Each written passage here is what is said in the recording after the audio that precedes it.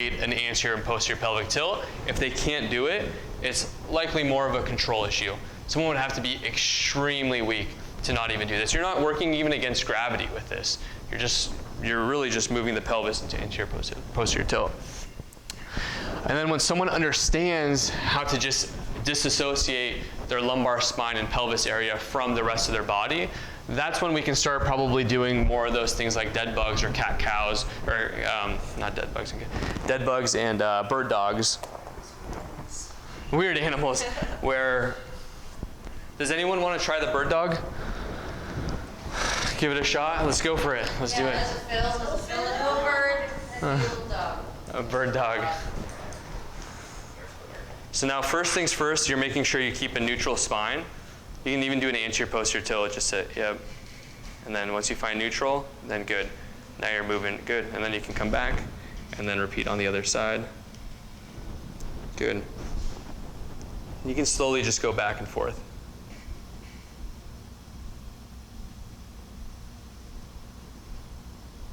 Nice job, that leg fill. Yeah, no, that's great. Like, sometimes what I even do is when you're going, think about bringing the hand towards the opposite knee, making sure you keep that anterior oblique sling, that core engaged. So try to think about bringing that hand down towards the opposite knee. Keep that core strong. What this will do is avoid arching the low back as he reaches overhead. And you'll see that his arm doesn't go as high. Try to reach as high as you can. Good. Keep that core strong. And let's repeat to the opposite side. Good. Do you feel the core engaging with this? A lot of times people will minimize that. Same thing with planks too. The plank hold, like you want to make sure to get the core engaged. I have people drive the elbows towards their feet and try to squeeze that in to create a lot of engagement of the anterior. Hanging out in the planks. Good. Yep, keep that core engaged. No, that's good, that's good. That's solid. Yeah, good job, thank you. Yeah. So how would you cue, or what are your cues for people to engage your core? Yeah. Someone might be a bit difficult to say engage your core, but Exactly, I hardly say that unless I know people know how to do it. But if I'm just starting out with someone, then what I would do is try to use an external cue of telling them how to drive their hand towards their knee, for example, in that situation, which did that help you at all with making sure you keep that core engaged? So using that external cue and allowing for them to understand what they should be doing. So it's like the same idea with like a squat. Try to get your butt towards the wall. Okay, that makes more sense versus hip hinge. Maybe they don't know what a hip hinge means. So using that external cue can help. Or like spreading the knees, like bring the knees towards the outer walls. That may make more sense to people. But in this situation, we just had him bring his hand towards his opposite knee, and that created engagement of that anterior oblique sling. Cool, what else can we do here? So like, someone else want to try an exercise? Yeah, let's go for it. Absolutely. Let's do, actually, you know what? Let's bring this out, and then what I'll do, That's good. bench time. That's good right here. We'll have you with your feet on this side, head up here. Wait, no, laying down or? Yep, laying down. We'll go heads up. And then I'll have you hold this right in front of you, keeping your core engaged. Raise your arms fully overhead and slowly come back down. You want to make sure to keep the back flat. This is one of those cues.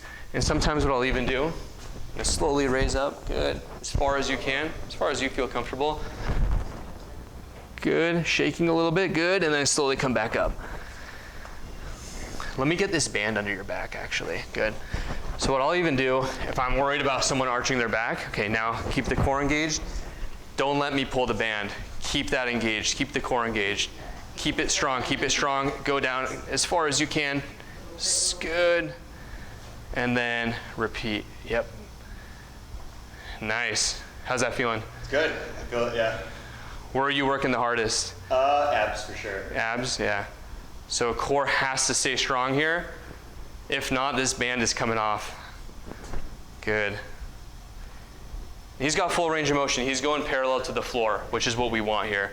But I like the bench because if someone has a ton of motion, they're challenging themselves through that full range of motion. Sometimes people have more than 180 degrees of shoulder elevation.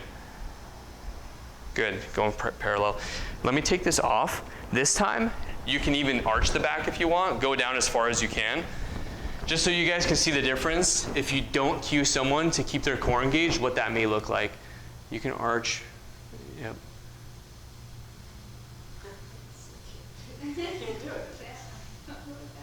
Good. Right here. Look at my shoulders are limiting factor.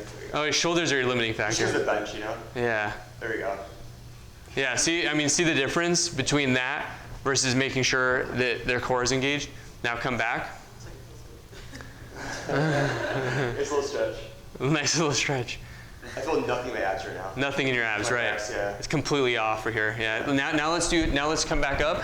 Now in that same, let's yep, keep that tight. Now come back to starting position.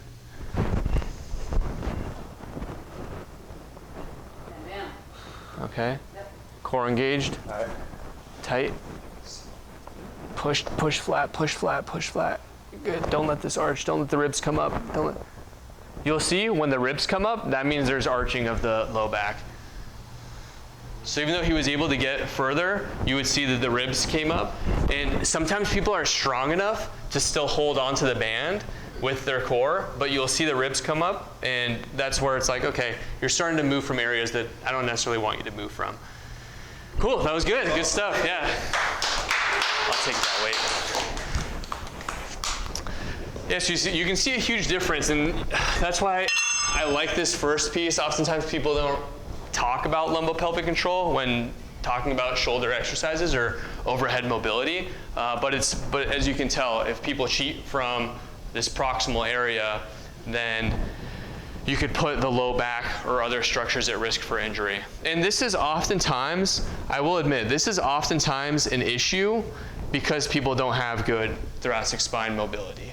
People have good thoracic spine mobility, they'll be able to extend from the thoracic spine, which is what we want, because the thoracic spine is essentially part of the scapula. They kind of move together. But we don't want people to start leaking into the lumbar spine too much. All right, thoracic spine. Any questions with lumbo-pelvic control? And honestly, you don't have to necessarily only do lumbo-pelvic control exercises. When you're doing a lot of these shoulder exercises, you're just thinking of lumbo-pelvic control. So if someone's doing a press or someone's doing some type of shoulder exercises, maybe they're doing even face pulls, you're just making sure that they're not arching the back as they do it. Just something to think about. You don't necessarily need to spend a ton of time addressing this control issue.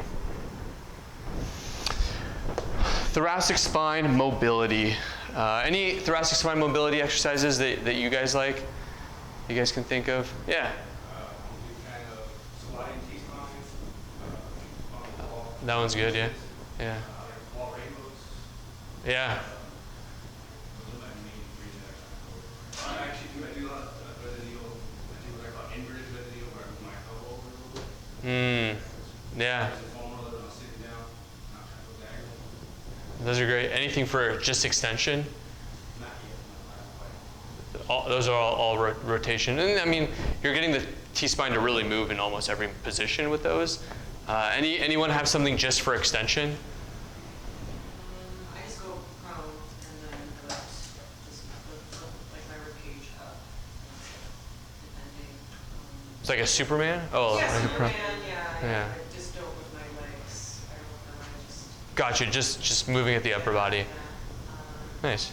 I just, or I like sit back, like a child's, I guess like a, what is this? Where you sit, well, you sit back and then you do like cat cows from here, Yeah. right? That's great. Oh, is this one the foam So roller? then you keep your, yeah, then you keep your This guy, lower T-spine, spine. like keep tight here, kind of rotate. Yeah, that's. You just hinge over the foam roller. I like that one. Yeah. What's that? Superman? Yeah, just lift up. Yeah. Cool. Yeah, so that's good. Basically, that was a blend of mobility stuff, just mobility stuff with like foam roller, and that's like more of a passive stretch to some activation things like Superman, or like you were saying, just an upper body Superman. You had a lot of just active rotation-based movements.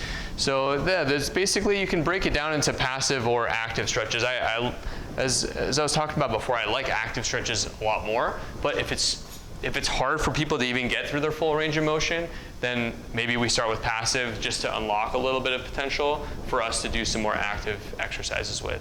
So with passive exercises, let's see, where to even start? T-spine mobility, like for the foam roller, everyone knows that one. Does anyone do wall angels? Those are hard.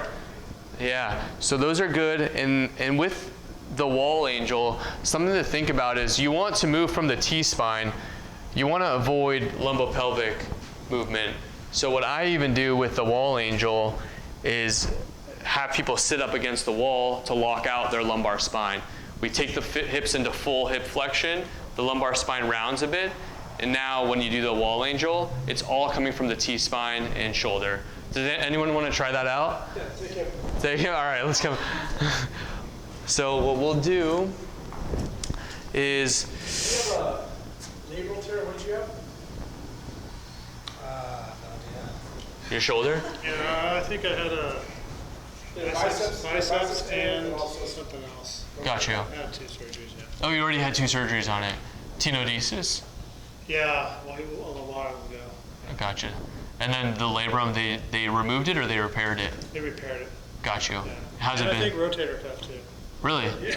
They did something to the rotator cuff Yeah. as well? Yeah. They repaired that? Yeah. And it's been good since? No. It hasn't been? I mean, I can work out, it just hurts. Biggest Gotcha. meat in the world. So it pushes through pain. Yeah. Handstanding today. Really? Handstanding twice today for me Funny against how the wall. he blew out his bicep. Was you a month out of surgery? It was like a week. Tells you why it's important to know shoulder anatomy. Rotator cuff there picks up a 100-pound TV like this. So try not to move the shoulder. Oh, God. So it started with the rotator cuff and then it went to the bicep? Tendon, yeah. That's the one that bugs me out. It's just deep pain, like always. In the front or back? In the back, like right there. Damn. Got you. Have you gotten an MRI since? I did, but he said he said it wasn't worth having surgery. It was just like, he didn't see much. So Gotcha. That was just a big win, probably, but. Does it hurt? Does it hurt when you only do exercises, or does it linger for? No, like right now it hurts. It just hurts. If I do push-ups, it's fine. If I do bench, it's fine. But so like you were saying earlier, it doesn't hurt during. It's more the after. Like Got now you. it's just a lingering. So I try to run really long rest, like Chris tells me stuff to do. Yeah. Not ideal to keep pushing through it, but yeah. Okay, well, yeah, that's a whole separate conversation. Okay, well, let's start with the wall angel. Let's see how this goes. So we'll go. Actually, this is good. We'll start standing. So we'll go, yeah, just elbows against the wall in this 90-90 position. How does that feel, just in that position? It's fine. Do you feel it? It hurts, yeah. More than baseline? Yeah, a little more, yeah. A little more. Okay, let's go into that position. 0 to 10, how would you rate that? 5? How is it at rest? Just with arms at your side? It's fine. That's like when I hold it up for a while, that seems to hurt the most. Got you. All in the back? Yeah. Okay. Nothing in the front or the side? Front, no, just all in the back. Got you. Okay, let's go back into that position. You're right-handed? Yep. Got you. Okay. Now let's slowly raise overhead, trying to keep your hands towards the wall. Does that increase your discomfort? It's about the same. Good. Try to go as high as you can. Try to keep the hands towards the wall. Good. Try to bring the hands together now. Good, and slowly come back down. Where do you feel that? Shoulder or mid-back? Shoulder? Good, and then let's keep going. Yeah, let's go back up again.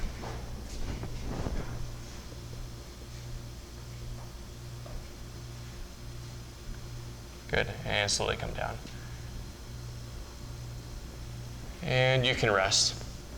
And I can see that he's going through a lot of extension from his low back and thoracic spine.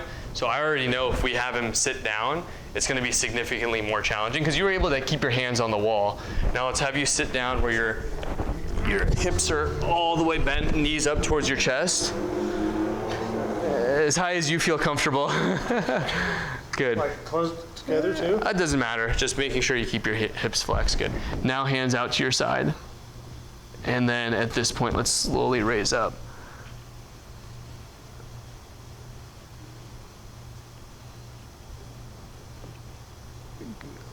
Good. You're working hard, but you're actually able to do it pretty well. And then slowly come back down. How does that feel compared to when you were standing? It's a little more, but I mean, it's still pretty comparable. Yeah. Yeah, so basically his muscles are going to have to work a lot harder in this position than when he's standing. So when he's standing, he was able to extend from his low back and through his thoracic spine a little bit more. In this position, his lower thoracic spine and lumbar spine is completely locked out. He's going to have to use his muscles further to pull back. Okay, that's good. So yeah, with your shoulder, we can chat about it afterwards, but there's a lot of follow-up questions that I have. Okay. And it's who did your surgery? Who did your surgery? Yeah, that's tough because you don't want to keep you want to keep pushing it, especially if you have pain at rest or pain that's just lingering just by raising your arm overhead. You're the one that tells me the pain's all in the head. So. Yeah. So no, he is true for a lot of people. That's that'd be something to learn more about because of the central sensitization and how long ago that surgery was and how he's still constantly. Yeah. I know how much he gets in his head, so I mean, I'm not telling him to push through it, but sometimes I'm like, well, he's been in pain for 3 years, you might as well just. Yeah, no, that's true. So with central sensitization, that's an interesting idea. So like, really pain can be broken down into 3 main categories. One is the issue is in the tissue, like you had original rotator cuff discomfort, you do some rotator cuff testing, the pain comes on, and you do some basic testing, you activate the muscle, it hurts. The second is neurogenic pain, so something is pinching on the nerve. Like right now I have some radiculopathy, you had some TOS type symptoms, the nerve was getting irritated and so it was going down Chris's arm or my leg. Now the third, which is the most complicated, is central sensitization.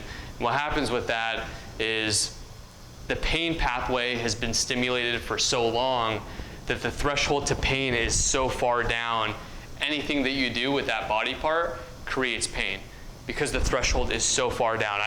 Like for some people that have chronic low back pain, you could touch it and it brings on that same pain. You can have them do anything. You can have them just move their back to one side or the other. Because the threshold is so low, that back pain initially gets triggered.